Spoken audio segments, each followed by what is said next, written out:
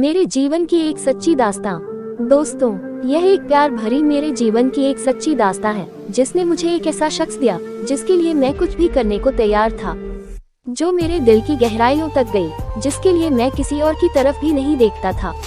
सुबह का अखबार पढ़ते हुए अचानक मेरी निगाह अपनी नई पड़ोसन से जा टकराई। मैंने सुना तो था कि मेरे बगल वाले फ्लैट में कोई महिला अधिकारी शिफ्ट होने वाली है, पर यह हमारा पहला आमना सामना था। हेलो हाय से शुरू हुआ परिचय कब गहरा हो गया पता ही नहीं चला।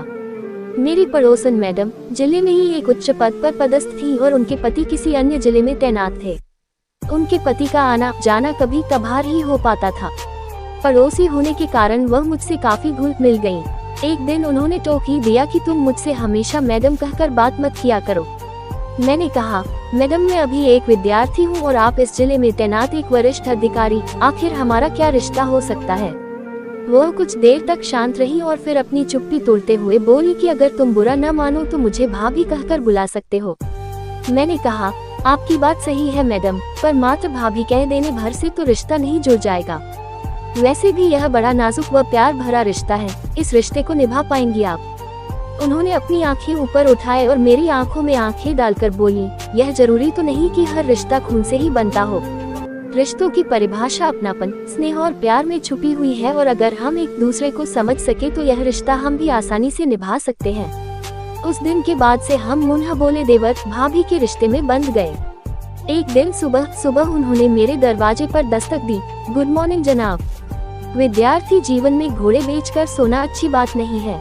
अच्छे विद्यार्थियों की तरह अपने करियर पर ध्यान दीजिए और पढ़ाई लिखाई में जुट जाइए। इससे पहले कि मैं कुछ कहता, एक अपरिचित पर मधुर सी आवाज मेरे कानों से टकराई। नमस्ते अंकल, मेरा नाम प्रिया है और मैं कक्षा 11 में पढ़ती हूँ।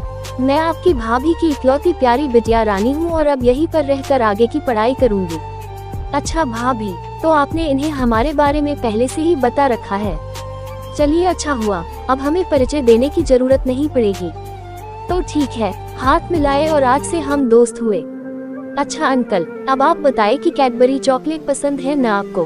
हाँ क्यों नहीं, तो फिर शाम को आप कैडबरी चॉकलेट लेकर आइएगा। चल हट बदमाश कहीं की, अभी अंकल से कायदे से परिचय भी नहीं हुआ और तेरी फरमाइशें शुरू हो गयी। भाभी ने कहा, आप इसकी बातों में मत आइएगा, क्योंकि खाने पीने को लेकर दोस्ती करने में यह काफी तेज है। अरे तुम दोनों के चक्कर में मेरी चाय भी ठंडी हो गई। अच्छा तुम जल्दी से फ्रेश होकर आ जाओ तो एक कप गर्मागर्म चाय हो जाए। वक्त के साथ प्रिया मुझसे काफी घुल मिल गई। वह मेरे खाने से लेकर बाहर जाने तक का हिसाब किताब रखती। जब कभी भी मैं देर से आता तो प्रिया दरवाजे पर खड़ी मेरा इंतजार करती रहती और जब तक मैं खाना नहीं खा लेता वो कुछ नहीं खाती। उसकी मम्मी भी खुश थी कि प्रिया को बोर नहीं होना पड़ता। पर प्रिया के दिल में क्या चल रहा था, उससे मैं और उसकी मम्मी बिल्कुल अनजान थे। वैसे कुछ सोचने का कोई कारण भी नहीं बनता था। अगर आपकी भी ऐसी कोई लव स्टोरी है तो आप मेरे साथ साझा कर सकते हो।